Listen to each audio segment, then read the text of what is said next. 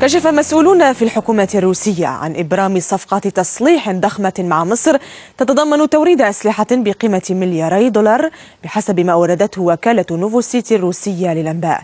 ونقلت الوكالة عن ميخائيل مارغيلوف رئيس لجنة الشؤون الخارجية في مجلس الشيوخ الروسي قوله إن روسيا ومصر قررتا استئناف عمل اللجنة الوزارية المشتركة للتعاون الاقتصادي، وأن بلاده ستورد إلى مصر عتادا عسكريا بقيمة $2.